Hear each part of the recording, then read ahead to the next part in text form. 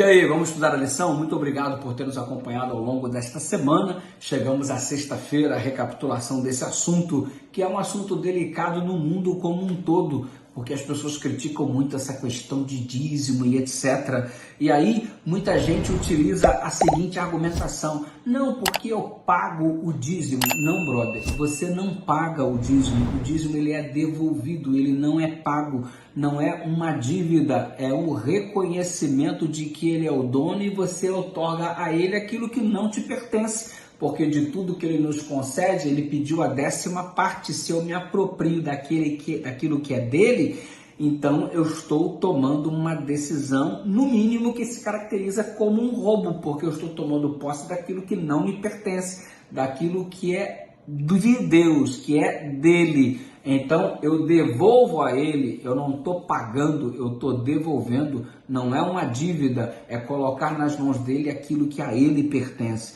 Então muito cuidado com essa sua declaração aí que eu estou pagando o dízimo.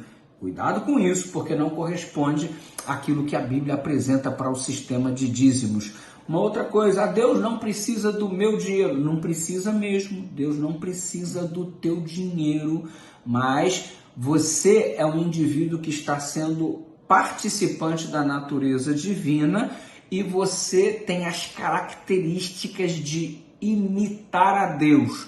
Dentre as características que nós desenvolvemos como imitadores de Deus, também temos a de provedor. Nós o imitamos, ele é o nosso provedor e como filhos somos provedores também. Falei isso para você logo no início da semana, e quando ele me pede para que eu devolva o dízimo, ele está me pedindo para que eu participe como provedor na devolução daquilo que pertence a ele. E as minhas ofertas é aquilo que eu estou dando para contribuir com essa igreja como provedor. E eu invisto em tanta coisa, não investiria na pregação do Evangelho. Isso não é importante para mim, isso não deve ser também uma das minhas prioridades. É uma pergunta a ser respondida com honestidade para você mesmo.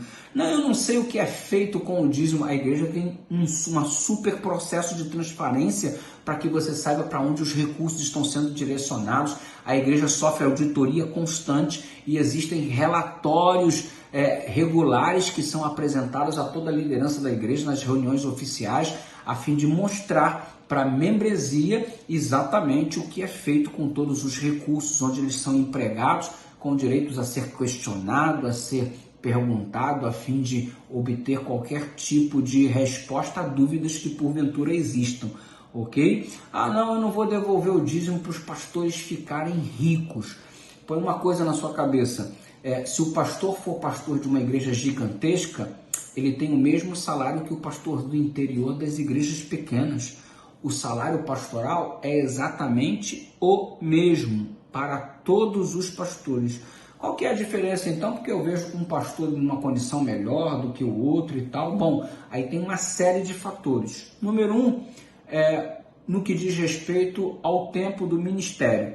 Porque você tem aqui o pastor que já tem tantos anos de ministério, que ele já tem o salário integral do pastor. O que começa agora, ele começa num processo de pontuação gradual. À medida que ele vai amadurecendo no ministério, ele então atinge o ponto máximo, que é o salário integral. Ninguém entra com um salário integral no ministério. Este é um ponto.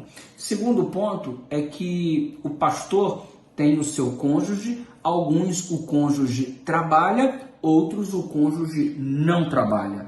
Alguns têm uma esposa que é médica, tem uma esposa que é enfermeira padrão, tem uma esposa que é uma advogada, tem uma esposa que tem um trabalho, uma estabilidade, onde muitas vezes ela ganha melhor do que o pastor. E, consequentemente, eles têm uma vida melhor do que muitos outros pastores, às vezes em função da profissão da mulher. Isto é um ponto.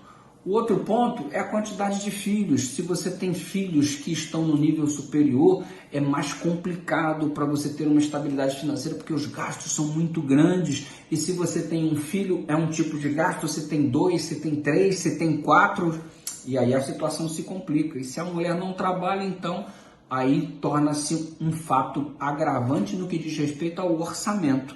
Mas não importa qual seja o grau de experiência pastoral, todos vivem com um mínimo de dignidade para representar a sua igreja.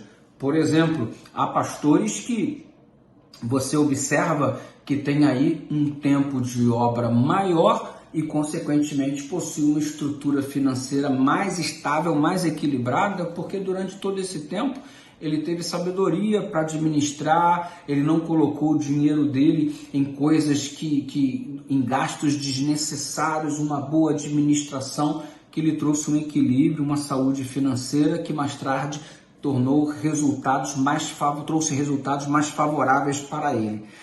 Eu não sou obrigado a devolver o dízimo. Você não é obrigado a nada, querido. Olha, você não é obrigado a devolver o dízimo, você não é obrigado a aceitar Jesus, você não é obrigado a ser membro da igreja, você não é obrigado a assistir esse vídeo, você não é obrigado a compartilhar, você não é obrigado a nada, absolutamente. Muito pelo contrário, Deus não quer que você faça nada por obrigação, Deus quer que você faça por reconhecimento, por gratidão, por fidelidade, ok? E não por obrigação. Deus nunca te pediu nada por obrigação, então você também não é obrigado a devolver o dízimo. Deus solicita através da sua palavra. Se você então deseja ser fiel ao Senhor e participar daquela proposta que Ele te fez, enfim, submeta-se a isso. Caso contrário, você não é obrigado.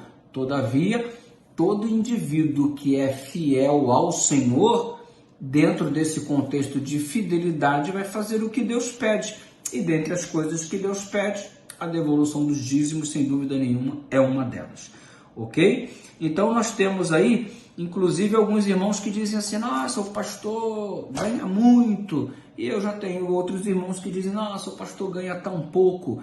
Então depende do olhar de quem vê. Se o indivíduo é bem humilde, ele diz: nossa, o pastor tem uma vida muito boa. Mas se o indivíduo é bem sucedido, ele olha: coitado do pastor da minha igreja, o pastor da minha igreja é tão humilde. Enfim, o ponto de equilíbrio é a sabedoria que a igreja busca a cada momento para dar um mínimo de dignidade para aquele que representa a igreja, que é o pastor. E, obviamente, você tem aí o seu pastor e conhece de perto a realidade dele. E você sabe perfeitamente que o discurso se encaixa exatamente nestes parâmetros. Ou seja, a fidelidade ao Senhor está acima de todas as coisas. E isso deve ser o nosso senso de maturidade cristã. Que Deus nos abençoe e que sejamos cada vez mais fiéis a Ele em todos os aspectos. Um beijão no seu coração, graça e paz. Ore comigo. Pai querido, muito obrigado pela oportunidade de conversarmos sobre esses assuntos tão importantes, em nome de Jesus.